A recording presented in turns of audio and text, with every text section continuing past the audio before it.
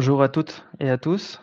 Bienvenue à ce webinaire des prisonniers des logiciels Terrasol, aujourd'hui dédié au module mur de Talon V6.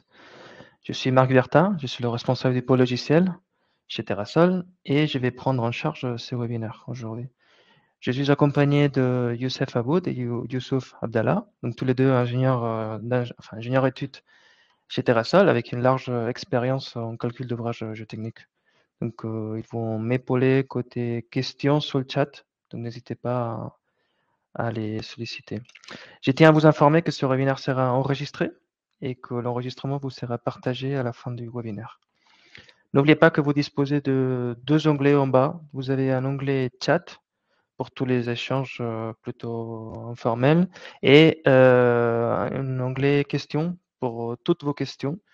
Donc, forcez-vous à l'utiliser pour qu'on n'oublie pas de répondre à vos interrogations. Donc, je vais vous présenter aujourd'hui le module mur de soutènement de Talron V6.2. Donc, il s'agit d'un module complémentaire à la version standard de Talron qui va permettre d'aborder tout ce qui est équilibre externe local des murs de soutènement. On va rentrer dans les détails. Alors aujourd'hui, ce que je vous propose comme plan du webinaire est commencer par une introduction, donc une présentation rapide de l'activité Terrasol. Vous évoquez, vous montrez le catalogue très rapidement de tous nos logiciels et les prochains événements qui vont avoir lieu, qui peut être de votre intérêt. Pour ensuite passer rapidement sur le module mur. Je vais faire une introduction, vous présenter les fonctionnalités clés, quelques rappels des vérifications numériques de l'équilibre externe local en lien avec la norme d'application française de la code 7 pour les murs de soutènement, donc à savoir le NFP 94 281. Et je finirai le webinaire avec trois applications pratiques. Donc d'abord un mur poids et ensuite deux murs en T. Le premier soutenant un talus à l'arrière et un deuxième à proximité d'une voie ferrée. À peu près, cela devrait nous prendre 1 heure. Voilà. Et donc je rappelle, hein, posez vos questions dans l'onglet questions, s'il vous plaît. Bien, quelques mots sur Terrasol.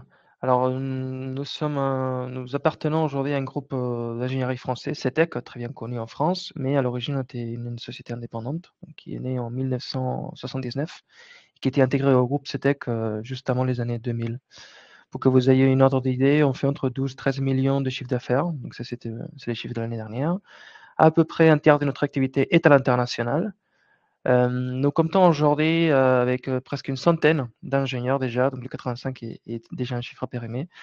Donc une centaine d'ingénieurs experts parmi nos équipes. Et nous sommes basés à Paris, nous avons un deuxième siège à Lyon, mais récemment nous avons démarré une nouvelle activité à Bordeaux. Et comme vous le savez certainement, nous sommes très impliqués dans l'activité, dans la communauté scientifique. Donc, on n'hésite pas à publier à l'occasion des salons, des congrès, des événements, des publications techniques, des articles techniques en lien avec les affaires que nous menons nous-mêmes en interne.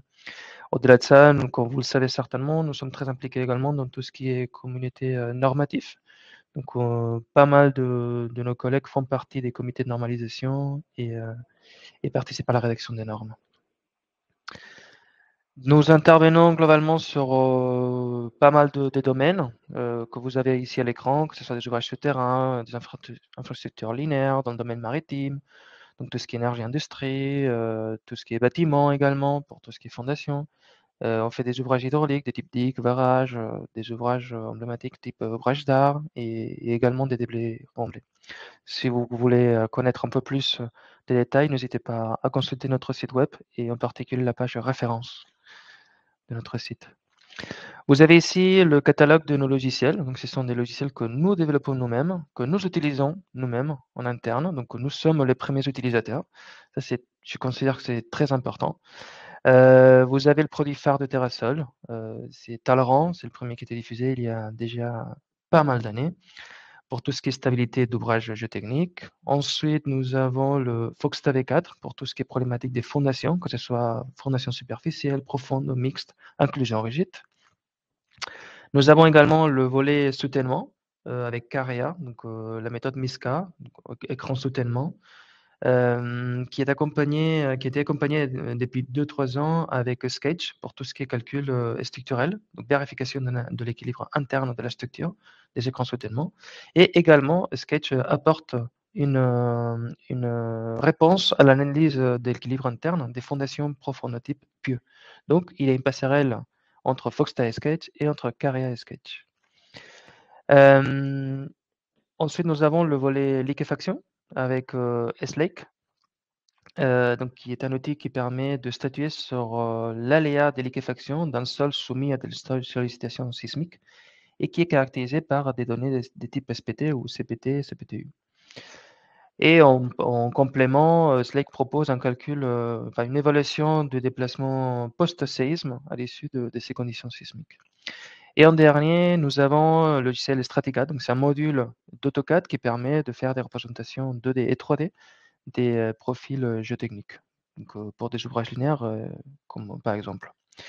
Et enfin, maintenant oui, nous avons développé une plateforme qui s'appelle Orbo, que nous avons présentée cette année à l'occasion de Solscope, et qui est ni plus ni moins qu'un système d'exploitation dédié à la géotechnique qui permet d'introduire, enfin de traiter plusieurs projets dans l'espace, introduire des sondages, donc des mesures de laboratoire ou des reconnaissances in situ, de faire un traitement de ces données à l'aide des outils que nous avons développés pour ensuite constituer un modèle géotechnique et ensuite pouvoir accéder, si on le souhaite, à des outils des calculs, des applications de calcul qui ne font pas forcément partie de ces versions desktop que je viens de vous présenter.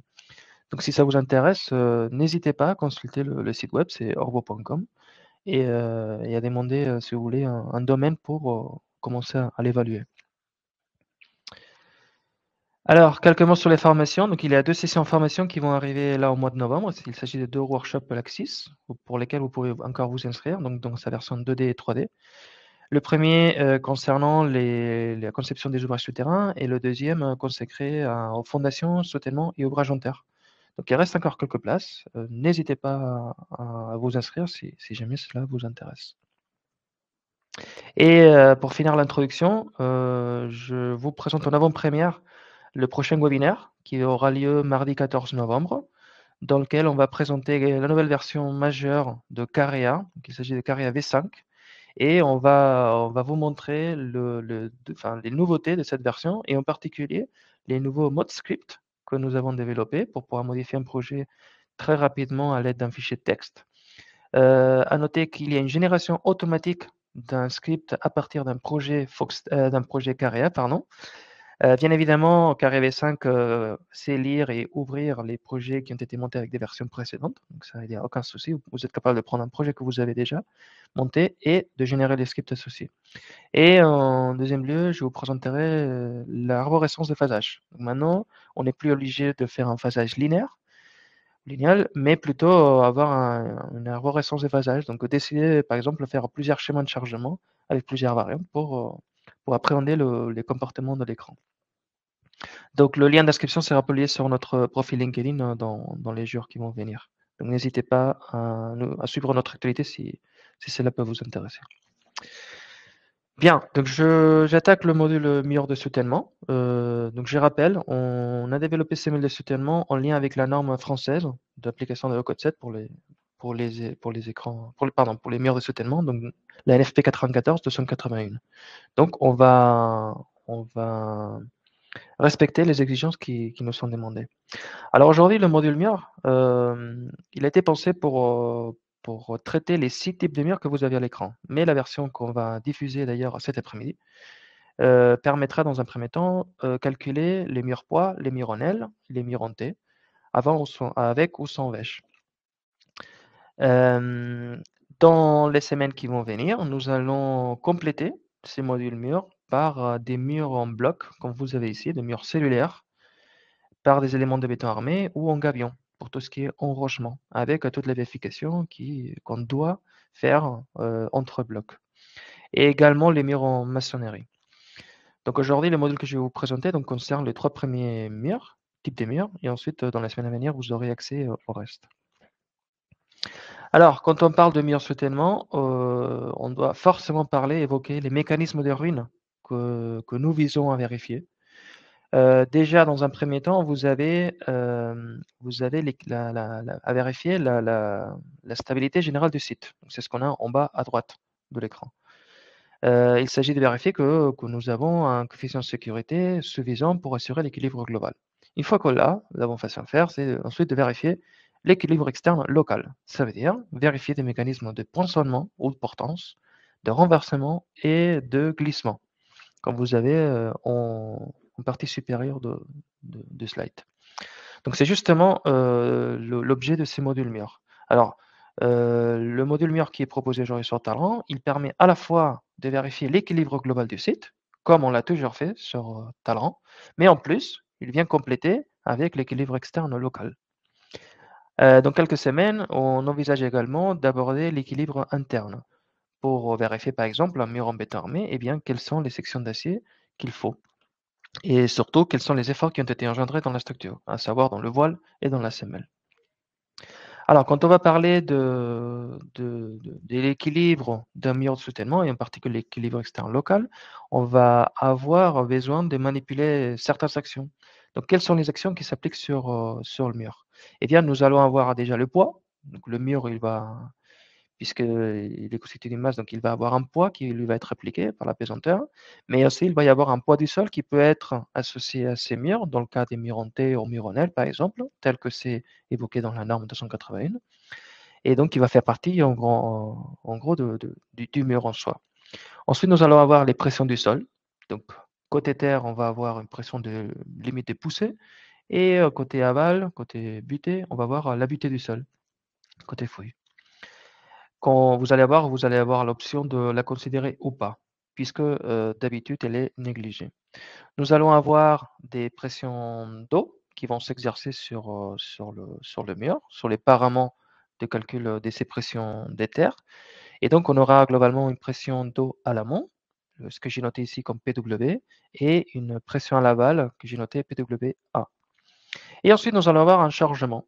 Alors, ces chargements peuvent s'appliquer soit sur le sol, soit directement sur le mur. Et donc chaque fois, il va falloir décider, enfin définir, est-ce qu'une charge est un caractère permanent ou variable? Auquel cas, on va l'appeler plutôt G pour les charges permanentes ou variable, enfin ou Q si c'est pour, s'il s'agit d'une charge variable.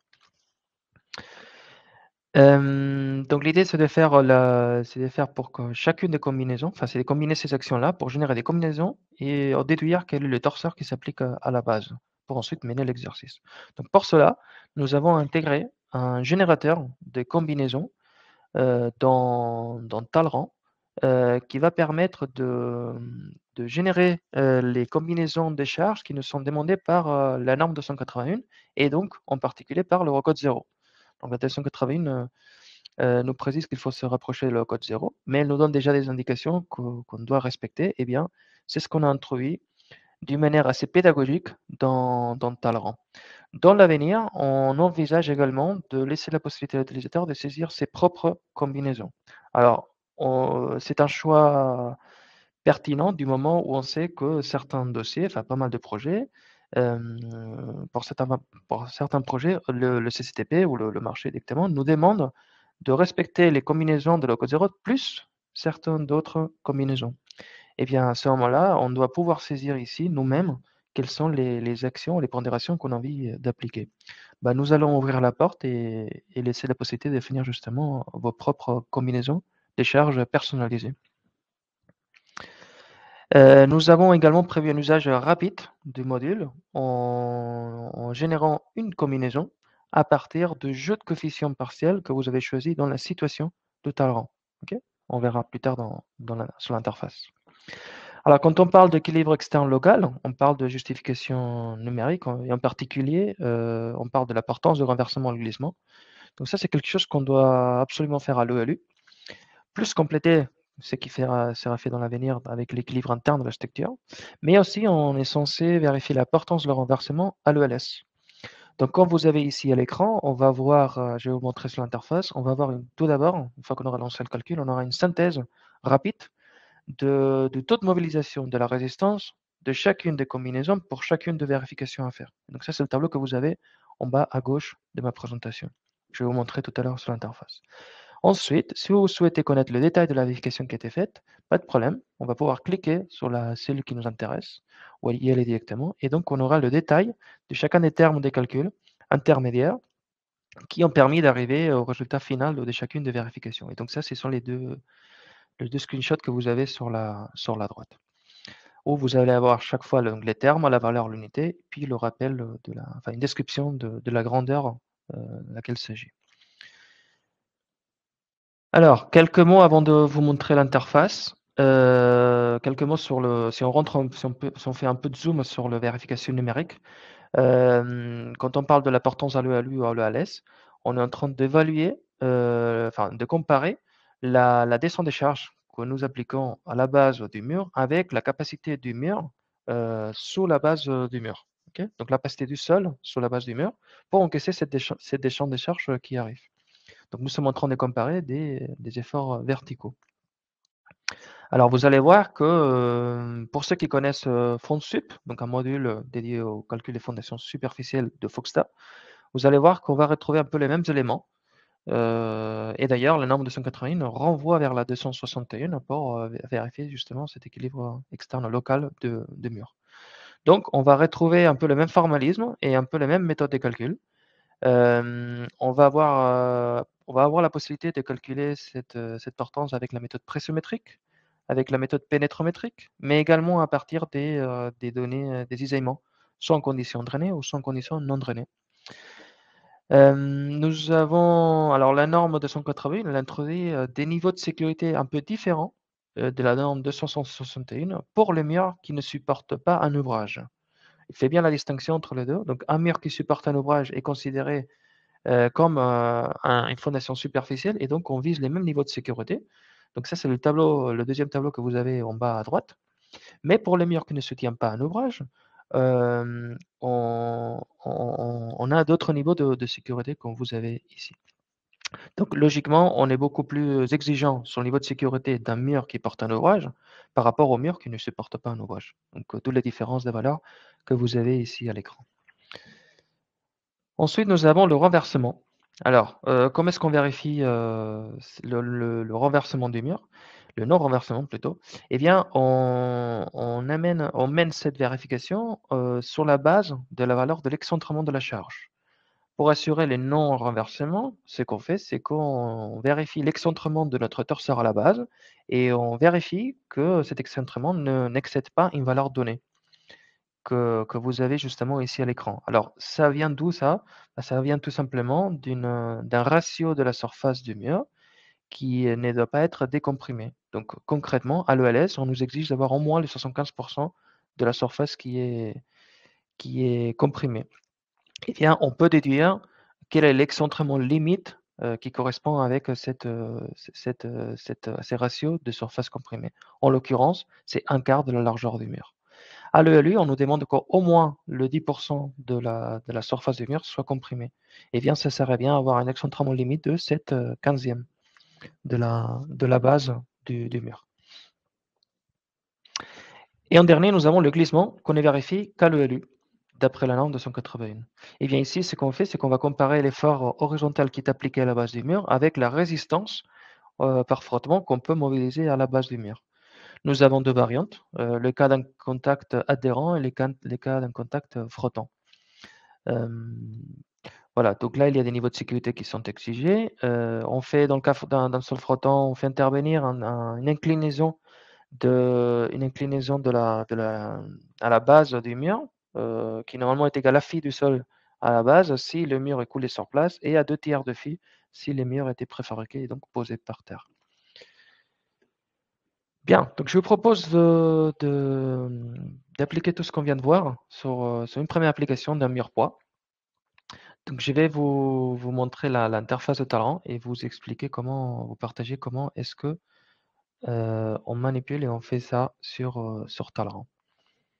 Alors, je vais partager mon écran qui va arriver là tout de suite. Hop. Alors, comment est-ce qu'on aborde un calcul de mur soutènement sur Talrand? Alors la première action à faire, c'est pas au niveau du projet. Il va falloir choisir les types d'applications que vous souhaitez, réaliser. Jusqu'à maintenant, toute l'utilisation de Talrand que vous avez déjà fait, est basée sur, un type d'application de type, calcul des stabilités classique. Et bien maintenant, pour ceux qui vont acquérir le module mur, bah, vous aurez la possibilité de choisir un calcul des stabilités des murs de soutènement. Alors, le choix de ce type d'application, attention, ne vous empêche pas de faire un calcul de stabilité classique. Justement, c'était un des objectifs qu'on s'est fixé. C'est que même si on aborde l'équilibre externe local, on doit toujours pouvoir faire un calcul des stabilités globales du site. Donc, pour déclencher le module mur, la première chose à faire est de choisir ce type d'application. Bien. Donc, à ce moment-là, il y a un nouveau type d'élément qui apparaît dans l'arborescence du projet, au même titre que le sol, les surcharges, le renforcement. Et bien maintenant, nous allons avoir un nouvel élément qui s'appelle mur. Alors, nous avons conçu l'interface pour faire en sorte de pouvoir manipuler et étudier, analyser plusieurs murs dans le même projet et donc dans le même fichier Talrand. Donc, c'est pour ça qu'on a prévu en général une liste de murs possibles tout au long de notre projet. Ok. Pour l'instant, dans l'exemple que je vais vous montrer, je n'ai qu'un seul, mais sachez que vous pourrez définir plusieurs. Ensuite, au niveau de la situation, vous allez définir ou pointer vers le mur qui vous intéresse chaque fois. Donc, si vous avez 3 murs, bah, vous aurez 3 situations à créer, donc chacune associée à un mur en particulier. Nous allons donc passer à la définition du mur proprement dit. Donc, nous avons les 6 types de murs que je vous ai affichés tout à l'heure au début du webinaire. Dans mon cas, ici, je vais vous montrer un calcul de mur poids. Okay. Je vais définir le poids propre du mur, donc ça va être du béton armé, donc je vais définir la valeur classique de 25 kN/m3. Je vais ensuite les positionner. Alors, on va définir un point de repère, donc c'est le point qui s'affiche en rouge, ici sur l'écran, qui va me permettre en fait de déplacer le mur tout en gardant toutes ces dimensions que j'aurais déjà saisies en bas. Donc à savoir, je vais définir la largeur de la base. Donc si j'ai envie de l'augmenter par exemple à passer à 8 mètres, je n'ai plus qu'à saisir la valeur et tout le reste va s'adapter en conséquence. Donc je vais devoir saisir dans le cas particulier d'un mur au poids, eh bien, la largeur totale de la base, la largeur inférieure de la bêche qui est optionnelle, ok, c'est une option, la largeur supérieure et la position du centre par rapport au point de référence. Ensuite, la hauteur de la rehausse, la hauteur du voile. Si jamais j'ai une rehausse, je peux la rajouter en plus. En l'occurrence, j'ai une rehausse qui fait 1 mètre de hauteur. Et ensuite, je peux définir des fruits amont du voile et des fruits à l'aval du voile, ce qui me permet d'avoir par exemple un parement vertical côté terre et un parement incliné côté fouille. Si le mur est sensible au déplacement, ça veut dire supporte un ouvrage, je peux forcer cette option-là et donc le niveau de sécurité va être adapté en conséquence, tel qu'on l'a vu dans le cas de la portance. À fur et à mesure que vous allez saisir la géométrie, il y a le poids du mur qui va se calculer automatiquement par l'interface, déduire une section, donc paramètre linéaire bien sûr, et calculer le centre de gravité, donc là où s'applique la flèche que vous avez à l'écran, la flèche noire. Ensuite, je vais sauter directement à la phase, donc rien ne change au niveau de la phase, si ce n'est que je peux définir effectivement les conditions hydrauliques, ce qui n'est pas mon cas ici. Et ensuite, je vais créer une première situation dans laquelle je vais examiner la stabilité externe globale du mur. Ok. Je me mets dans une optique de dédimensionnement du mur global, pas uniquement équilibre externe local, mais global. À ce moment-là, vous allez constater qu'on a défini des jeux de coefficients qui sont propres à la norme 281, donc des nouveaux jeux de coefficients par rapport à ceux qui existaient déjà, qui vont me permettre de cibler le bon niveau de sécurité, la bonne pondération sur tous les termes, que ce soit du sol, de chargement ou de renforcement, pour les différents types de situations, donc durable transitoire, accidentel ou sismique, et pour les ouvrages courants ou sensibles. Donc, je vais faire un premier calcul d'équilibre externe local et donc je vais pouvoir avoir une idée de niveau de sécurité global de mon mur. Dans l'occurrence, vous allez voir que j'ai un coefficient qui est assez élevé et donc qui me rassure sur l'effet que la sécurité est bien assurée. Donc là, vous allez avoir tout de suite le résultat. Donc nous avons, je ne l'ai pas dit, mais j'ai utilisé le calcul à la rupture. Donc le niveau de sécurité est de 2,81. Puisque cela me mène à l'équilibre limite, ça veut dire F minéral à 1.0. Donc j'ai une sécurité vis-à-vis de l'équilibre global qui est largement assurée. À ce moment-là, je m'intéresse à l'équilibre externe local. Et bien pour faire ça, ce que j'ai fait, c'est choisir une option de calcul au niveau de la situation qui n'est pas forcément les calculs des stabilités externes générales, mais plutôt stabilité externe locale. C'est qui déclenche tous les choix propres au calcul des portanges, renversement, glissement, etc. On doit choisir le mur qui nous intéresse, dans l'occurrence le seul mur que j'ai dans mon projet, mur 1. Je conserve le jeu de coefficients que j'avais.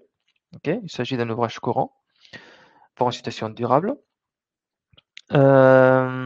Et ensuite, je vais vous expliquer tout ce qu'on retrouve au niveau du panel qui est apparu, qui est nouveau dans Talrand, qui apparaît sous le dessin. Alors, il contient 3 onglets. Le premier, il est dédié à la définition, à la caractérisation plutôt des actions extérieures. Donc, au niveau de la phase, on a fait un choix, c'est-à-dire qu'on a activé certains cherches. Ok. Et ici, ce que je peux faire, c'est dans le livre, dans la citation mur, je peux définir sa nature, savoir dire s'il est permanent ou variable, et si elle a un caractère favorable ou défavorable. Pour ensuite lui associer des coefficients psi 0, psi 1 et psi 2 nécessaires à générer les combinaisons des charges, en particulier pour les charges variables. Ensuite, je vais passer à la définition de sol. Dans la définition du sol, il faut caractériser la poussée à l'arrière du mur. Alors, nous avons plusieurs modes de définition. Le calcul par défaut est un calcul de type direct, ça veut dire on demande à Talrand de calculer les diagrammes de poussée limite derrière le mur. Alors, nous faisons usage ici d'un module complémentaire de Talrand qui est fourni de base, qui s'appelle module décalage de poussée-évité et qui permet justement de retrouver des diagrammes de poussée-évité pour des situations complexes, pour des situations pour lesquelles les valeurs qu'on retrouve dans la littérature, les fameux KKP, ne sont pas valables parce qu'on sort du domaine d'application de ces valeurs-là. Donc typiquement, tu as une variable, chargement multiple, conditions sismiques, conditions hydrauliques un peu complexes, etc. Même interfaces de couches qui ne sont pas horizontales, etc., etc. Donc sachez que ça, c'est déjà fait de base par Talent V6. Et donc là, ce qu'on fait dans Calculmur, c'est qu'on vient profiter de ce travail qui a déjà été développé pour calculer quel est le diagramme de pression de poussée à l'arrière. Pour cela, vous avez plusieurs choix. Donc ça, c'est ce que j'appelle le calcul direct. Vous avez la possibilité de définir la rugosité, c'est-à-dire l'inclinaison au droit duquel vous souhaitez évaluer cette poussée ou butée.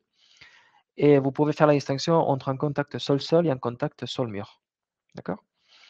Alors, il est possible de neutraliser la cohésion. Alors, des fois, il y a pas mal de gens qui souhaitent, même si on sait qu'il y a une cohésion qui peut exister dans le terrain, de la négliger vis-à-vis du calcul de la poussée et donc pour l'équilibre externe local. Eh bien, il est possible d'annuler cette cohésion, auquel cas, on aura une poussée un peu plus importante. Il est également possible de saisir nous-mêmes à la main le diagramme des poussées. À ce moment-là, on va pouvoir rentrer nous-mêmes la valeur de la pression qu'on souhaite afficher, enfin qu'on souhaite intégrer dans le calcul. Il va falloir le faire pour chacune des actions. Donc déjà, il y a le poussée du sol tout seul, puis chacune des actions qui ont été saisies. Donc l'aspect guidé que Talleyrand évoque, c'est sur le fait que il va nous renseigner sur le plan à l'arrière du mur. Ici, c'est un cas simple, c'est un c'est un parement vertical, donc il n'y a pas trop de difficultés.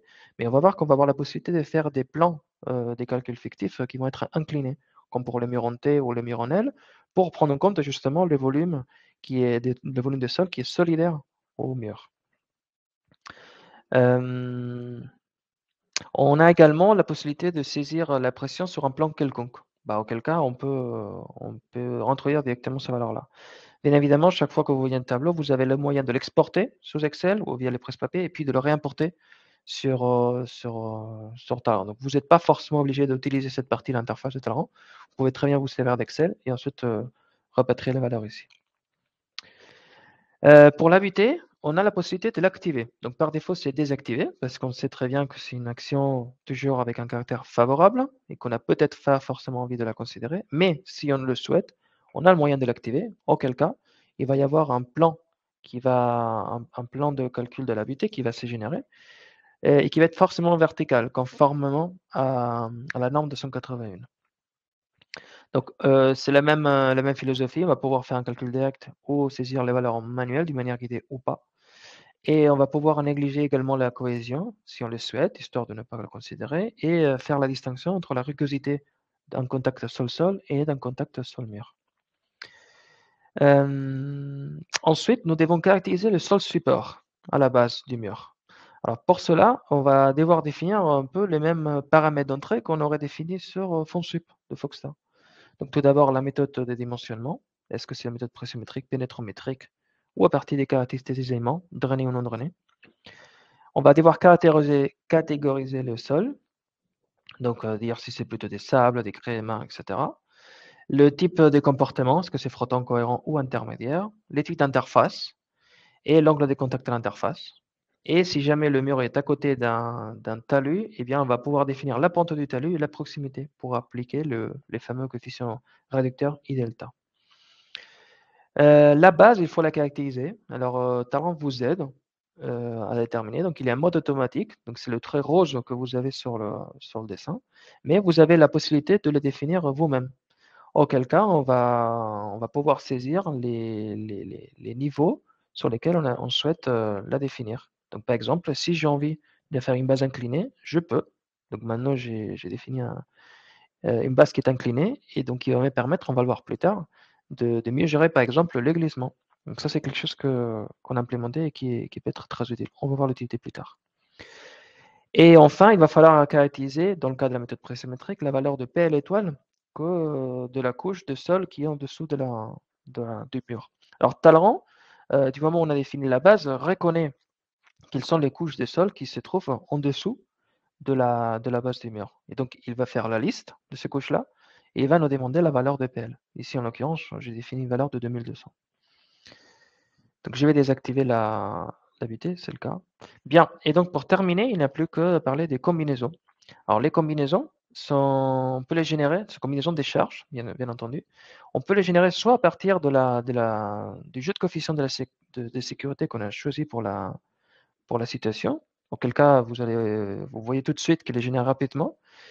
Comme je vous disais tout à l'heure, on a essayé de jouer un peu la carte de la pédagogie pour bien comprendre de quoi s'agit-il. Donc, on a une première partie dédiée aux charges permanentes et une deuxième partie dédiée aux charges variables. En l'occurrence, il n'y a qu'une seule, donc ça donne lieu à une seule combinaison. Mais j'aurais pu opter pour générer toutes les combinaisons au sens de la norme 281. Auquel cas, je vais me retrouver avec une multitude de combinaisons dans lesquelles je vais avoir chaque fois donc l'ELU, ELS, charge permanente et charge variable. Et chaque fois, vous allez avoir les symboles de l'action qui est rappelé dans le titre de la liste, chaque fois, et le coefficient pondérateur qui va lui être appliqué. Ces coefficients-là, il s'agit de valeurs par défaut que vous avez la possibilité de définir un peu sur la même optique que le coefficient de Carré pour ceux qui connaissent. Donc, vous avez le moyen de définir ces valeurs par défaut et de les modifier et même de revenir aux valeurs par défaut que nous considérons juste auprès de la norme. En faisant la distinction entre les actions qui touchent les sols, l'eau et le mur, quand ils ont un caractère favorable ou défavorable, ainsi que pour les actions extérieures. Ok. Pareil, en faisant la distinction des actions favorables et défavorables, permanentes et variables. Donc, permanente ici et variable en bas. Bien. Donc, on va examiner maintenant. Il n'y a plus qu'à lancer le calcul. Et donc, c'est un calcul qui va être très rapide. Donc d'abord, vous voyez, il y a des calculs de poussée qui se fait très rapidement pour ensuite attaquer le module, vraiment l'équilibre externe local. Alors le premier résultat que vous avez ici, c'est une synthèse de tout le résultat, de tous des calculs qui ont été réalisés. Vous retrouvez une liste des combinaisons. Talon vous rappelle l'état limite, est-ce que c'est ultime ou service, le type de situation, l'importance, le renversement, le glissement. Alors le pourcentage que vous avez ici, c'est ni plus ni moins que le taux démobilisation de la résistance en portance, de la résistance en renversement et de la résistance au glissement. Donc vous avez ici un aperçu très rapide sur la combinaison et la vérification qui peut devenir la plus critique. Donc plus on s'approche à 100%, ça veut dire qu'on arrive à saturer, plus on s'approche de la saturation de la résistance. Si on dépasse les 100%, à ce moment-là, ça veut dire qu'on excède. Et auquel cas, on a une croix rouge pour nous dire ça passe pas. À ce moment-là, il va falloir revoir la géométrie du mur, les sols, les actions, etc. pour faire en sorte qu'on arrive. Juste à titre de rappel, je t'ai rappelé, le glissement n'est pas demandé à l'ELS. C'est pour ça qu'on n'a pas de valeur sur la droite. Si je suis curieux, que j'ai envie de voir qu'est-ce qui s'est passé en termes numériques, je peux double-cliquer sur n'importe quelle valeur et donc ça m'amène à la vérification correspondante qui est présentée sur le deuxième onglet. dans lequel on va retrouver une liste des combinaisons. J'aurais pu y aller direct. Et donc, ça m'amène à la vérification et au calcul justement de ce qui est demandé dans la norme. Par exemple, ici, c'est le nombre, enfin le renversement pour la combinaison ALELS 802. Donc, j'ai une largeur de base de 5 mètres. J'ai un excentrement, enfin une excentricité des charges de 0,67 et une excentricité limite de 0,83 qui correspond à B sur 4, donc 5 sur 4. Et bien à ce moment-là, en faisant le rapport, j'arrive à évaluer que j'ai consommé un 80% de la résistance que j'avais en renversement. Et donc, ça me permet de comprendre un peu le calcul qui ont été faits. Tout au départ de cette liste détaillée, on retrouve les torseurs combinés résultants. Donc, c'est la flèche que vous avez en rouge. Vous voyez où elle s'applique, donc par rapport au centre. Ensuite, nous avons la valeur centrée, d'accord, avec le moment qui diffère, logiquement, pour compenser l'effet qu'il s'agit d'une charge excentrée. Et ensuite, la vérification de la portance, donc un rappel des efforts verticaux, la résistance du sol, etc. Le poids des terres avant travaux, la résistance nette pondérée, qui dépendra de la méthode de dimensionnement, si c'est pressométrique ou pénétrométrique. Et ensuite, chacune des vérifications, donc la portance, le renversement et le glissement. Si on souhaite savoir quelles sont les actions qui ont été utilisées au départ avant d'être combinées, on peut accéder à ces deuxième onglet, donc résultats par action, dans lequel on peut trouver un tableau qui nous évoque les charges non pondérées, donc les charges isolées non pondérées. Donc à savoir par exemple le poids du mur, en nous disant si la nature favorable ou enfin, permanente ou variable. Enfin, dans l'occurrence, c'est permanente, pardon. Donc, on a le torseur, donc HVM, et le point d'application dans lequel s'applique. Et ensuite, une description à droite pour comprendre de quoi s'agit-il. Donc, nous avons le poids du sol derrière, que je n'ai pas, en l'occurrence. Un poids du sol à l'aval, donc c'est le triangle que vous avez ici, donc la flèche en rouge qui s'applique, enfin qui s'allume, d'accord, avec son point d'application, centre de gravité. La pression de l'eau à l'arrière, je n'ai pas. Pression aval, je n'ai pas non plus. La pression des terres à l'amont, comme vous le voyez ici, avec le point de la résultante. En l'occurrence, j'ai calculé avec une inclusion nulle, d'où l'horizontalité de cette résultante en rouge que vous avez sur l'écran, ici. Nous avons des efforts de butée que je n'ai pas activés, donc ils sont 0. Nous avons des efforts éventuels dus à l'eau, donc de la suppression sur le mur, nul dans mon cas. Et ensuite, chacun des effets des surcharges qui sont appliqués en surcharge. D'accord? Avec son point d'application des résultantes. Pour les diagrammes, je peux le visualiser de manière indépendante si je le souhaite ici. Bien. Donc là, vous avez la vérification de l'équilibre externe local d'un mur poids classique, sans pas trop de difficultés, dans un trait gauche, soumis à des chargements multiples en surface, et pour lesquels on vérifie toutes les combinaisons suivant la norme de 181. Je vais vous montrer maintenant un deuxième exemple qui concerne cette fois-ci un mur en T. Qui soutient un remblai à l'arrière avec une surcharge de 20 kPa derrière. Donc la première chose, donc j'ai procédé de la même manière, c'était en dernière. La seule différence, c'est que maintenant j'ai choisi un mur en T. Et donc j'ai eu d'autres paramètres géométriques à rentrer. Donc typiquement la largeur du talon derrière et la largeur du patin à l'aval. D'accord. Ces murs bénéficient également d'une vèche. On va voir maintenant l'apport de cette vèche, justement. Donc je commence comme tout à l'heure, je commence à examiner la stabilité externe globale de ma coupe de calcul. Et donc je m'aperçois que j'ai un coefficient de sécurité de 1,72, ce qui est acceptable vis-à-vis d'un ouvrage provisoire pour lequel on viserait 1,5 ou un ouvrage transitoire pour lequel on pourrait opter pour 1,3. Donc la stabilité globale est assurée. Ensuite, j'examine maintenant l'équilibre externe local. Donc j'ai procédé un peu de la même manière, d'accord? Il n'y a pas trop de différence par rapport à ce qu'on a évoqué. Le seul point différent par rapport au calcul, ça va être maintenant la prise en compte du volume de sol à l'arrière du mur. Donc Talleyrand, il va reconnaître le volume de sol qui est derrière le mur. Donc ça veut dire entre le parement fictif des calculs de la poussée et le mur proprement dit. Et donc il va participer à la stabilité enfin qui va être pris en compte dans la stabilité du mur. Alors, il faut noter que dans le cas de mur en T, comme vous avez ici, ou de mur en L, c'est la même chose, vous avez la possibilité de définir l'allure du plan de calcul, des calculs fictifs de la poussée.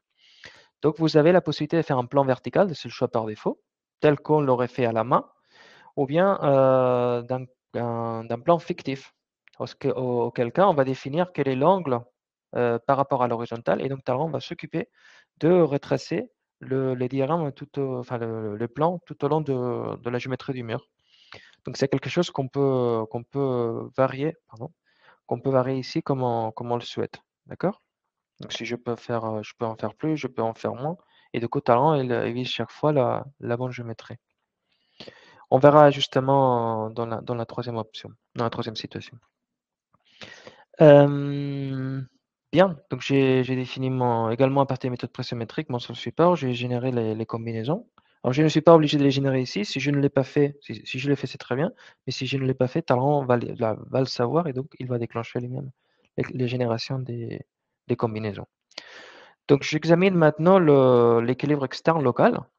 Alors il faut savoir que, en termes de caractéristiques des sols, je bénéficie d'un peu de cohésion dans la deuxième et dans la troisième couche, donc c'est 0 pour la première, et j'ai un angle phi de 33, 27 et 22, pour garder un peu le désordre de grandeur, avec un poids volumique constant de 19 kN/m3. Donc quand j'examine l'équilibre externe local de ce mur, en fait je m'aperçois que la portance est assurée, le renversement est assuré. Par contre, le glissement ne passe pas pour les combinaisons ALU-ALU. C'est-à-dire, j'ai des taux de mobilisation de la résistance qui dépassent le 100%. En l'occurrence, j'arrive à 108 et 111 de cette mobilisation de la résistance au glissement. Donc, globalement, l'effort horizontal qui est appliqué à la base excède la valeur de la résistance horizontale que mon sol peut développer. Bien, donc si je regarde maintenant, enfin, si je rentre en détail, je double-clique, bah, je peux accéder directement à la valeur qui a été. Donc en gros, je suis en train d'appliquer 271,5 kN par mètre, alors que la résistance horizontale est de 245. Donc vous voyez bien que ça dépasse, et donc c'est pour ça que je sollicite trop la résistance. On peut jeter un coup d'œil, si vous voulez, aux pressions des terres. Donc ça, c'est la pression du sol, et ça, c'est la pression qui est associée à la surcharge de derrière. Alors, une option qui peut être mise en place à ce moment-là est de considérer une base inclinée du sol. Ça veut dire, tout à l'heure, j'ai opté pour une base automatique, ça veut dire horizontale, sans prendre en compte vraiment la bêche. La bêche n'a participé qu'au poids. Bah, maintenant, je peux mobiliser le sol en dessous de la base, en dessous de la base du mur, en prenant en compte une base inclinée. Donc ça, c'est quelque chose qui est autorisé, hein, qui est évoqué dans la norme 281, à condition, bien évidemment, d'avoir un élément structurel qui permet la mobilisation de cette petite butée en dessous de la base. Et ben, quand je opte ça, comme j'ai fait déjà, ben, je vais revenir dans le sol support. J'ai défini une base manuellement, telle que je vous ai montré tout à l'heure. Donc, j'ai placé la bêche derrière pour générer un plan vertical qui monte vers la droite, vers le côté fouille. Et ben, à ce moment-là, on va se retrouver avec des résultats en cisaillement qui sont admissibles cette fois-ci. Alors pourquoi? Qu'est-ce qui a changé? C'est quoi l'astuce de calcul qui fait ça? Ben, il y a deux étapes. La première étape, c'est la détermination du torseur pour chaque combinaison sur la base des plans inclinés. C'est-à-dire que par défaut, avec une base horizontale, j'ai une base, enfin, j'ai des axes de projection qui sont horizontaux, donc enfin, parallèles à la base et perpendiculaires à la base, alors que maintenant, je vais avoir enfin, des plans qui vont être plutôt inclinés comme ça. Donc ça, c'est la première étape qui est faite par Talrand. Et ensuite, il y a l'application des coefficients réducteurs de la partance parce que la base est inclinée. Donc ça, c'est quelque chose qui est proposé, qui est évoqué dans la norme de 61 et qui est en accord avec l'Eurocode 7 partie 1. Donc en l'occurrence, on peut, dans le calcul de portance, on va retrouver des coefficients, enfin les fameux coefficients BQ, B-gamma, VC, qui vont venir réduire un peu la portance, en l'occurrence 9%, dû au fait que la base est inclinée et donc pas horizontale. Alors, pour terminer cet exemple, je me suis amusé à retracer qu'est-ce qui se passerait avec un volume solidaire plus petit. Donc, non pas délimité avec un plan vertical, mais plutôt incliné. Et ben, à ce moment-là, j'ai tout simplement défini, enfin, dit à Talleyrand que je voulais avoir un plan, enfin, un calcul direct toujours, mais avec un plan fictif des calculs inclinés. Donc j'ai calculé l'angle conformément à la valeur de la norme. Donc dans l'avenir, on rajoutera un assistant pour la calculer automatiquement. Et donc ce qui me permet de déterminer le volume derrière le mur, donc le volume de sol, pardon, qui est solidaire au mur et donc qui participe à l'équilibre externe local. Et surtout sur lesquels, au droit duquel je vais caler, ou j'ai déjà calé, la poussée limite qui est là. Donc je vais vous la montrer, cette poussée limite. Donc elle est là, tout simplement. Donc c'est le diagramme que vous avez ici, qui s'applique derrière ce parement vertical, d'accord? Et donc qui va être pris en compte dans le calcul, avec la résultante qui s'applique globalement ici. Le volume de sol qui est solidaire, comme je viens de l'évoquer, c'est le volume de sol que vous avez ici, et donc pour lequel son poids s'applique au point que vous avez ici en rouge. Bien évidemment, les résultats changent cette fois-ci, surtout avec avec une surface, pardon, avec une base inclinée, d'accord? Et donc sont beaucoup plus réalistes, tel que c'est expliqué dans la norme 281. Auquel cas, on arrive à des taux de mobilisation qui sont plus faibles. Très bien. Et pour terminer, je vais vous montrer encore un autre exemple. C'est encore en mironté. L'allure est similaire, mais cette fois-ci, vous voyez, on a un thème qui est plus variable qu'avant, avec 2 phases. Donc il s'agit de soutenir des voies ferrées. Donc c'est basé sur une étude réelle, un peu adaptée, OK, par des soucis pédagogiques. Mais c'est un projet pour lequel on examine la phase provisoire, c'est-à-dire la phase chantier, et ensuite le passage d'entrant, ce que j'appelle la phase durable. Alors, j'ai fait, comme tout à l'heure, je fais d'abord une approche, pour la stabilité, enfin, je regarde d'abord la stabilité externe globale. J'ai un coefficient 1,62 avec une méthode, enfin une approche traditionnelle, et 1,62, donc pour un ouvrage pour lequel je pourrais viser un 5, c'est assuré, tout va bien. Pour le plaisir, j'ai fait un passage en Eurocode 7, ce qui m'amène à 1,35 fois un coefficient gamma RD de 1,2, donc ce qui m'a fait arriver à aux mêmes valeurs de valeur sécurité, donc 1,35 fois 1,2, donc j'arrive au même résultat qu'avec l'approche traditionnelle. Donc l'approche traditionnelle Eurocode, c'est pareil. Bien évidemment, cet équilibre, je le fais avec des surfaces qui passent en dehors du mur, donc jamais des surfaces qui intersectent le mur.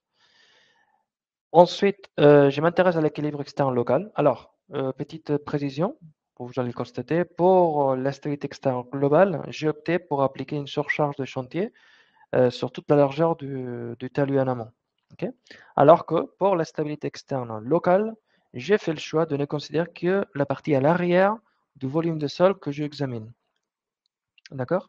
Donc si j'avais alors j'étais opté enfin, j'ai passé par, j'ai raisonné sur un plan vertical au départ, mais j'aurais pu garder la même charge jusqu'à la fin. L'important est de faire en sorte que la charge arrive, derrière. Alors pourquoi j'ai fait ça? Pour ne pas inclure l'effet favorable de la partie de la charge qui peut intervenir directement sur le poids du volume de sol associé au mur. Auquel cas, je serais en train de considérer une charge éventuellement variable qui a toujours un caractère favorable vis-à-vis de la stabilité. Donc, pour ne pas être optimiste là-dessus, j'ai fait en sorte de la limiter et donc de l'arrêter à l'arrière du plan des calculs fictifs de la poussée. Bien, donc là, j'ai opté pour faire un premier calcul avec donc un plan incliné d'office, mais également une base horizontale. Donc j'ai demandé un calcul direct avec une inclinaison, une rugosité de 2 tiers par rapport à phi, derrière le mur, avec un angle de 45 degrés pour le plan incliné. Et en faisant cet exercice-là, en fait, j'arrive à au résultat que vous allez avoir tout de suite. Donc d'abord, je calcule la poussée à l'arrière, ensuite la poussée de chacune des actions. Je génère les combinaisons et je fais le calcul de stabilité. Alors j'observe qu'ici, j'ai pas de problème de portant, j'ai pas de problème de renversement. Par contre, j'ai un problème de glissement pour, les 2 dernières situations à l'ULU que vous avez ici. D'accord? En gros, je suis en train d'envoyer 92 kilonewtons pour un sol qui ne peut accepter que 89. Donc je dépasse un petit peu. Donc c'est ça qui m'amène au choix, et donc au fait de faire participer la wège en supposant une base inclinée. Dès que je considère une base inclinée, le glissement qui posait problème, maintenant passe. Il faut savoir que dès qu'on incline la base, on va dans le sens d'aider le glissement à faire passer, enfin, à se vérifier. Bien, donc ça, c'est ce qui concerne la phase provisoire. Mais ensuite, nous avons la phase où il y a un passage de train qui est caractérisé par une charge de 52 kPa. Pareil, je raisonne de la même manière. J'ai fait un calcul de stabilité globale. J'arrive à une sécurité de 1,54, donc toujours supérieur à 1,5, donc tout va bien. Et ensuite, j'ai fait un calcul tel que je l'ai fait avant, mais cette fois-ci avec la charge. Donc ce qui change, c'est vraiment la charge de chantier qui est remplacée par la charge des passages de train. Et donc à ce moment-là, je vais me retrouver avec la vérification de l'équilibre externe local qui est vérifié et pour laquelle les glissements arrivent à passer d'une manière correcte, donc à 97% de mobilisation de la résistance de au glissement. Donc la conception, donc une fois que j'ai fait cette analyse-là, je peux statuer que la géométrie du mur que j'ai envisagé est acceptable vis-à-vis en même temps de la stabilité externe globale, mais également pour la vérification de la stabilité externe locale, donc portance, renversement et glissement, aussi bien en phase provisoire qu'en phase durable d'exploitation et donc de passage de train. Euh, je profite pour vous montrer à l'issue d'un calcul mûr les types de résultats qu'on peut générer avec. Donc, comme d'habitude, sur Talent, on peut générer un rapport qui inclut ces résultats-là et donc pour lesquels on va voir le détail de toutes les données d'entrée et des résultats que nous avons retrouvés. D'accord? L'idée est la même que d'habitude, c'est que ces documents doivent être autoporteurs et donc enfin, si vous le mettez en annexe d'une note de calcul, bah, la personne qui le reçoit est capable de régénérer le projet tel que vous l'avez défini sans pour autant avoir les fichiers Talrand. Donc on génère un PDF et on peut le joindre. Je vais revenir sur la présentation.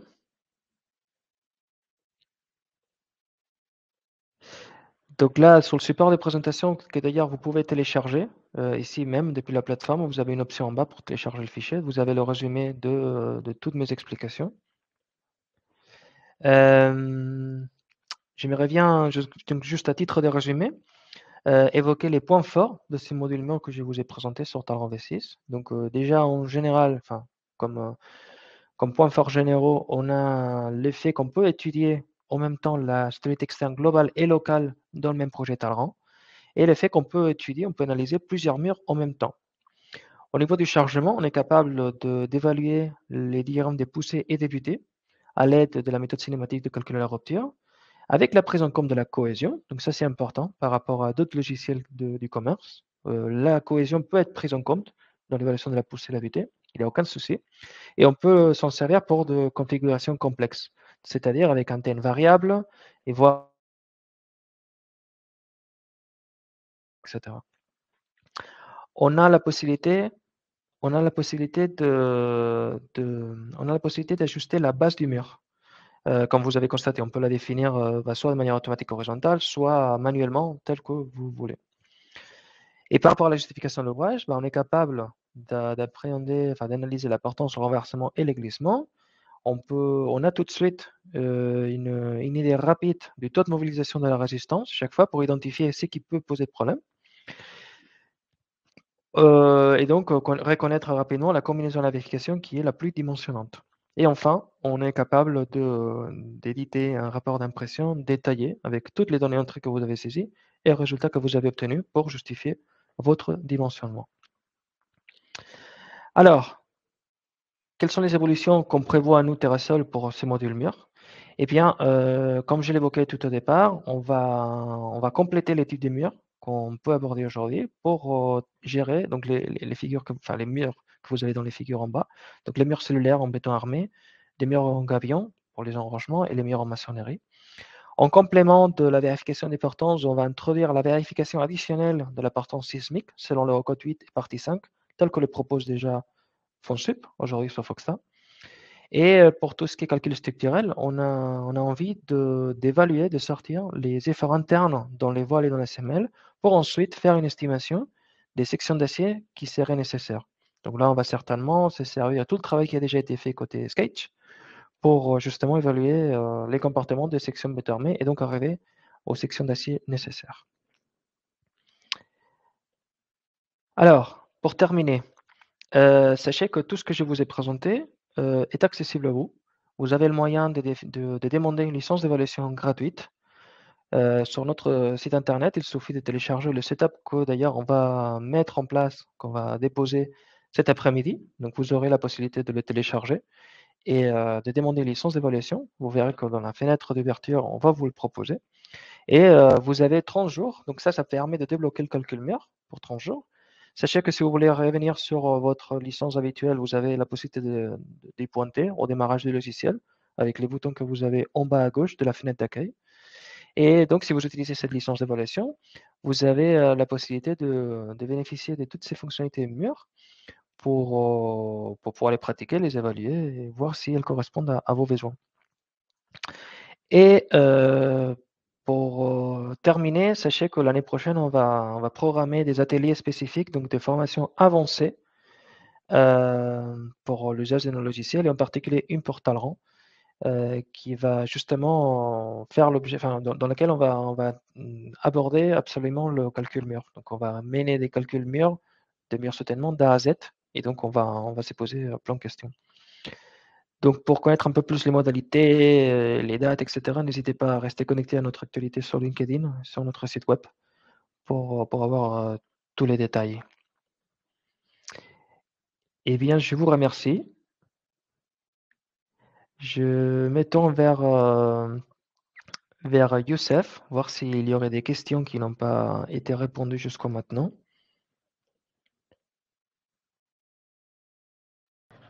Alors,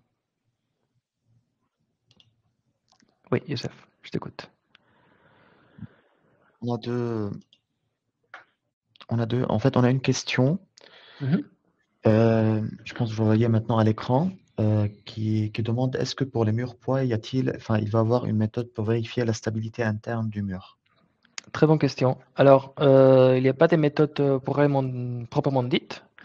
Tout dépend du type de matériau constitutif de l'écran. C'est-à-dire, on ne va pas vérifier l'équilibre interne d'un mur de soutènement s'il est en maçonnerie ou il est en béton armé, par exemple. Donc, c'est le matériau qui déclenche la vérification à faire. Par exemple, si c'est du béton armé, il va falloir se raccorder sur le code 2 pour mener un calcul à l'EALU, à l'EALS, béton armé. Donc, ça veut dire une section avec du béton et de l'acier. Et donc, faire un calcul homogénéisé, etc. L'état limite ultime, etc. Donc, ça dépendra du type de matériau enfin, c'est le type de matériau qui fixe la méthode de vérification et des dimensionnements de la stabilité interne du mur. Donc là, quand on parle, pour que ce soit clair pour tout le monde, quand on parle de stabilité interne, on est en train d'évoquer la reprise des efforts internes qui ont été produits à l'issue de l'équilibre. Donc, typiquement, des moments fléchissants, efforts tranchants, efforts normal, etc.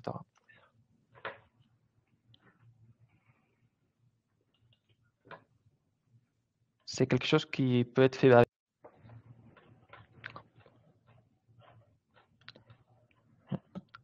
On a perdu la connexion avec Marc.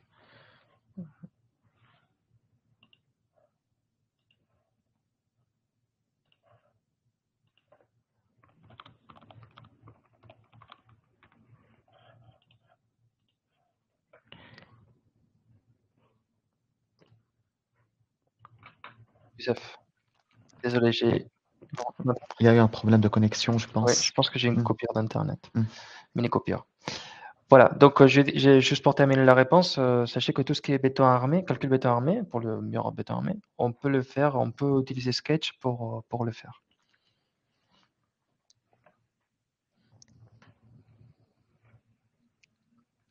Une autre question, Youssef? Oui. Alors, une autre question, ce qu'on voit sur l'écran, sur la hauteur du plan fictif en contact sol-sol, Mhm. ne doit-on pas prendre une inclinaison de poussée de 0 par rapport à l'horizontale? Et dans un cas de de cette présentation, vous avez pris 0,66 en coefficient, il me semble.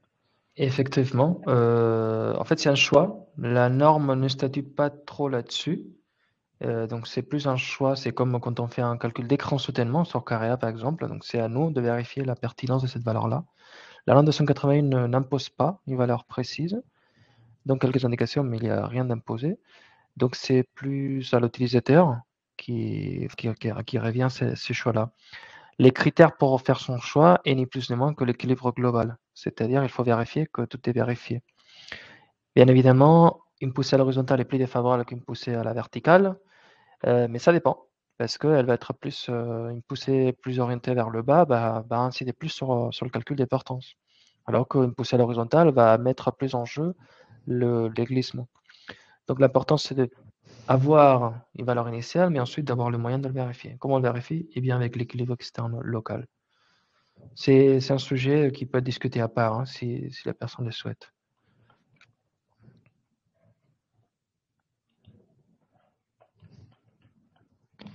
Et une autre question, donc pourquoi si l'écran fictif est vertical, comme pour l'exemple Mhm. 3 par exemple, on prend en compte la surcharge variable, alors qu'il devrait pondérer Par un MAQ, un 0 pour gamma le Q glissement. 0 pour le glissement.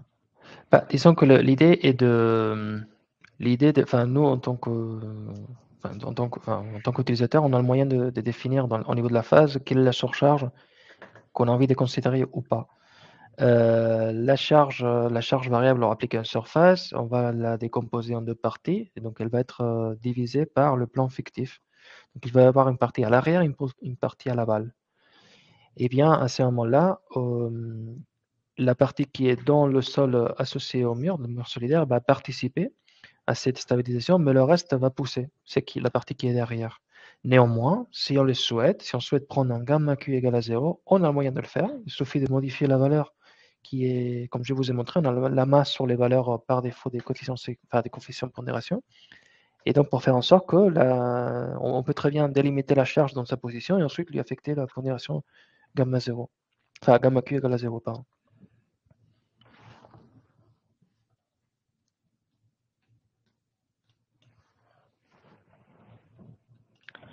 Et une autre question sur est-ce qu'il y a un moyen simple d'obtenir les efforts dans le mur à différents endroits, par exemple dans le patin, pour dimensionner le ferraillage. Donc ça rejoint, je pense, un peu la question sur la stabilité interne. Exactement. Donc, c'est une des évolutions que j'ai évoquées, qui vont arriver.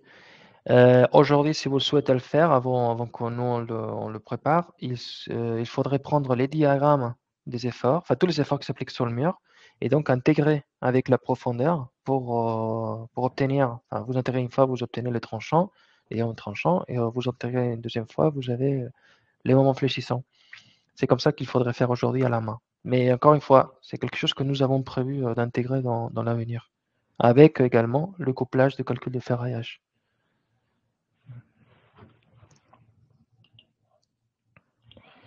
Et une question, s'il est possible de définir une géométrie du mur quelconque, ou bien est-ce que ça va être prévu dans le futur? Et c'est une très bonne question. Je veux bien, enfin, j'ai l'intention de le proposer, mais je réfléchis toujours à comment le proposer. C'est parce qu'il faut que l'interface, côté calcul, on sache reconnaître parfaitement c'est qui la base, c'est quoi la base, c'est quoi la hauteur du voile, et cetera. Donc c'est dans nos têtes, ça va certainement arriver à un moment donné, oui. Pour justement ne pas se bloquer à cette lutte des murs. En effet, oui. Donc en gros, ça reviendra à définir un polygone et pour lequel on va définir c'est quoi la hauteur, c'est quoi la largeur, etc. Pour qu'on s'assure bien de les traiter tel que vous le souhaitez.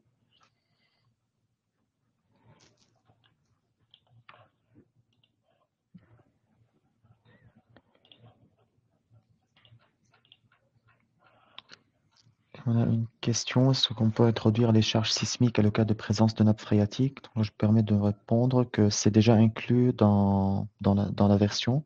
Je pense dans les exemples, c'était pas peut-être inclus dans les Évoqué. exemples, mais c'est tout à fait possible de le faire dans le calcul, de définir des nappes phréatiques ou bien des conditions hydrauliques quelconques. Ensuite, ça va être pris en compte dans le calcul de la poussée, de la butée et par suite dans le calcul de la descente de charge. Et il est de même pour les charges sismiques. Voilà, y compris avec les accélérations sismiques sur l'eau. Oui. Mm.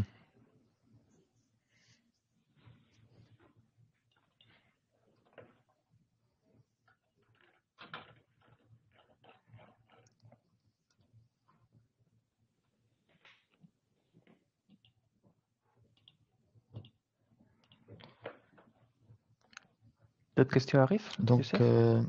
dans le volet questions, il n'y a pas d'autres questions. Je Il n'y a vais pas de questions? examiner Ok, le chat. très bien. Eh bien, s'il n'y a pas d'autres questions, je vous propose de lever la session. Ah, il y Je a une remercie question. tout le Il y a monde. une Ah, question, Marc, pardon. oui. Euh, Pouvez-vous repréciser le calcul des efforts de poussée? Ah oui. Hmm. Donc, en fait, ce qu'on fait pour les calculs de poussée, c'est qu'on définit une fois qu'on a défini le parement, en fait, le parement vertical ou incliné, on va ensuite chercher par exploration de coins de poussée potentiels. Par cette exploration, on va chercher la charge qu'il faut appliquer sur ce parement en fait, une charge stabilisatrice qu'on va appliquer sur ce parement pour lequel on a un équilibre limite du sol derrière le mur. Et par action-réaction, on sait que c'est cette charge que le sol va pousser avec sur le mur.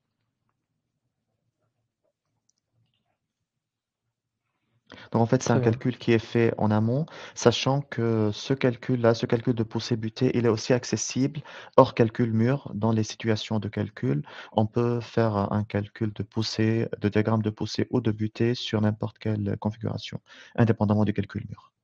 Tout à fait. Et le tout est basé sur la notion d'équilibre limite. Donc, c'est pour Hmm. ça qu'on utilise la méthode cinématique du calcul à Du rupture, calcul à la rupture. qui nous permet de maximiser les efforts résistance du sol et donc de pouvoir en déduire des diagrammes de poussée limite et butée limite.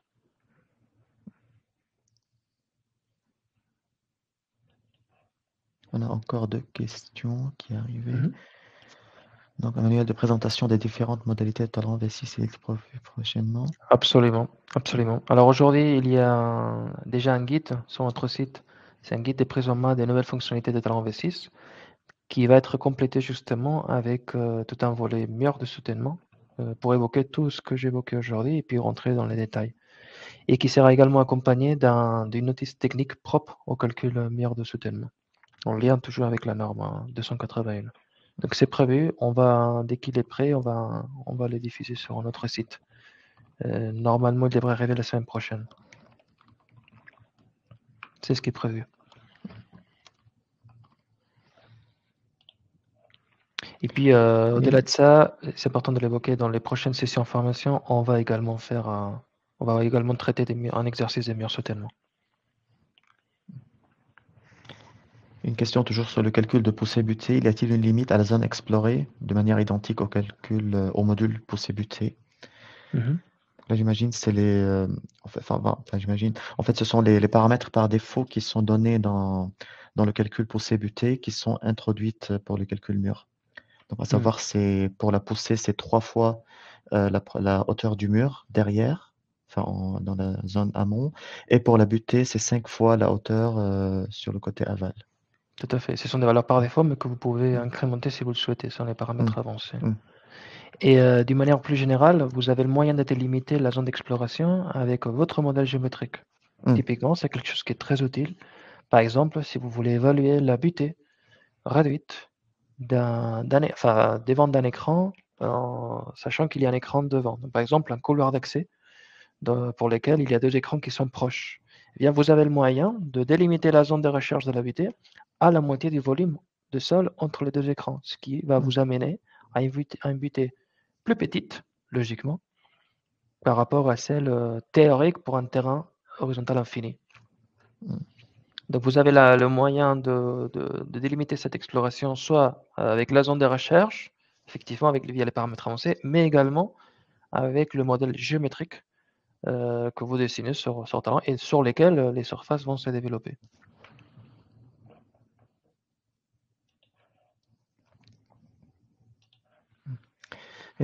Quels sont les paramètres de balayage des surfaces de rupture choisis par l'utilisateur ou fixés? Surface plane, surface spiral log. Pourquoi ces valeurs par défaut de 3H Alors pour la poussée?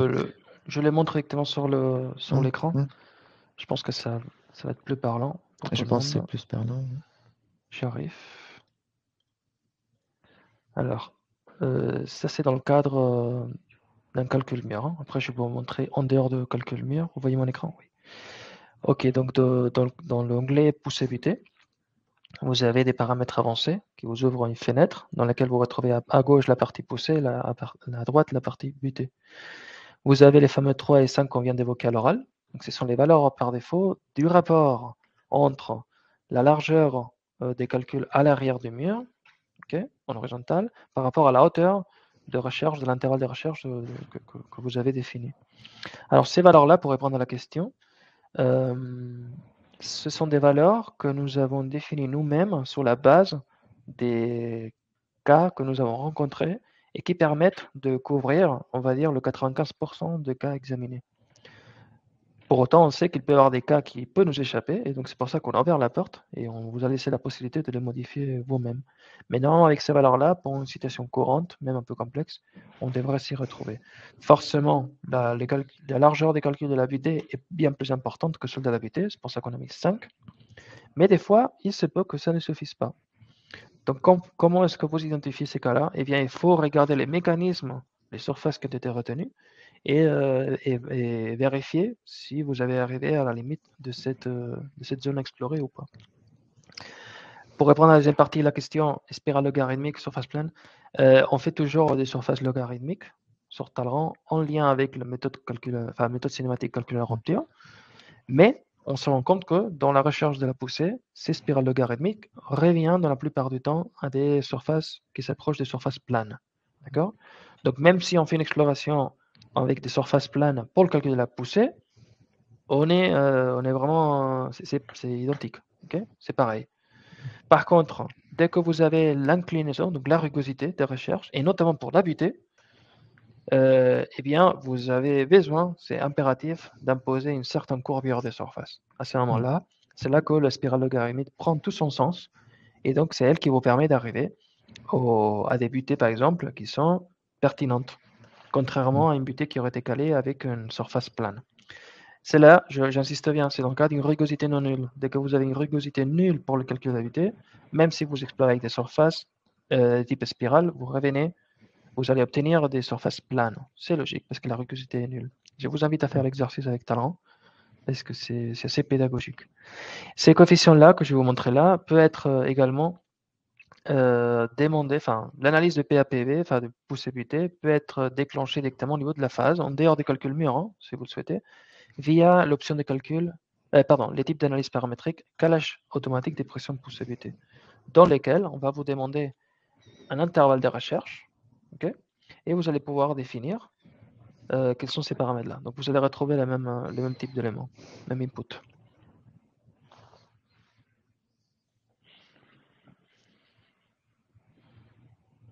Je pense qu'on a répondu. Oui, on a répondu à la question. Oui. Et pour j'ajoute la deuxième partie de question, on a proposé les valeurs 3 fois et 5 fois pour la poussée et butée respectivement. Parce qu'on a fait un peu les tests, on s'est rendu compte que plus ou moins dans les cas les plus courants, c'est cet intervalle-là qui est le plus, qui contrôle un peu la recherche et le balayage et l'exploration. Tout à fait.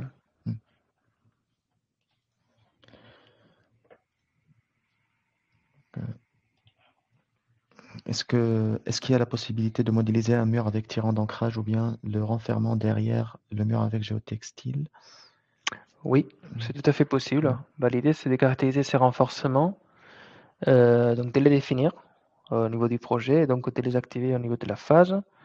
Et ensuite, comment est-ce qu'ils vont influencer, comment est-ce qu'ils vont être pris en compte dans le calcul mûr? Eh bien, justement, c'est grâce au fait qu'il y a ces calculs de poussée et butée qui est proposé dans Talent, qui fait qu'ils vont être pris en compte. Donc, si vous venez renforcer un sol côté terre, eh bien, vous allez obtenir une poussée qui va être inférieure au cas où vous n'auriez pas ces renforcements.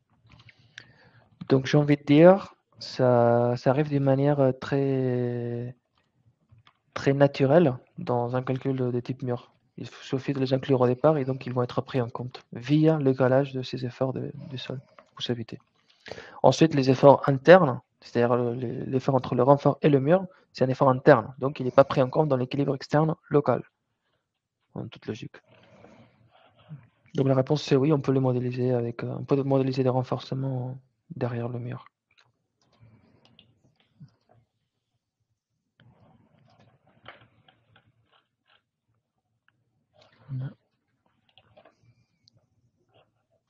Comment peut-on récupérer les supports de la présentation?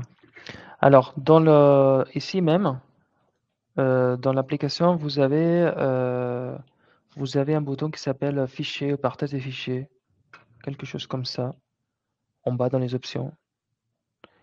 Et bien là, vous avez la possibilité de télécharger vous avez là la possibilité de télécharger ces supports d'information, des présentations, pardon. Mais si vous les souhaitez, vous pouvez nous le demander. Donc, vous pouvez nous écrire à sales.terrassal@satec.com, la même adresse que ma collègue Myriam a dû vous renseigner déjà. Et là, vous pouvez nous le demander si jamais vous n'y arrivez pas. Nous, on vous le transmet, il n'y a aucun souci.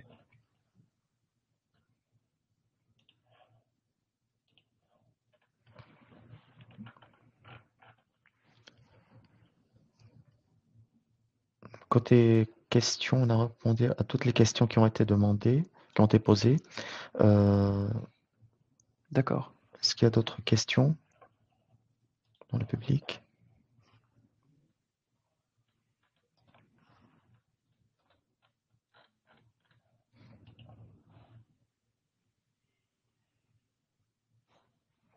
J'ai quelque chose que j'ai pas précisé, mais je pense que ça a été dit, mais je le rappelle au cas où. Ces modules mûrs, il est forcément en complément d'une licence Talrand V6. Donc on ne peut pas l'acquérir d'une manière indépendante. Donc il faut Talrand V6 pour ensuite pouvoir opter au module mûr. Je pense que c'est une info importante. J'imagine que ça a été dit dans le chat. Je n'ai pas eu le temps de lire, mais je l'évoque au cas où. Bien. Donc pas d'autres questions, Youssef? Pas d'autres questions dans le volet. Ok. Eh bien, je propose de lever la session. Mm. Je remercie tout le monde, surtout ceux qui sont arrivés jusqu'à la fin. Et je vous attends pour un prochain webinaire. Donc, je rappelle, 14 novembre pour Carré V5. Merci beaucoup tout le monde. Merci à tout le monde.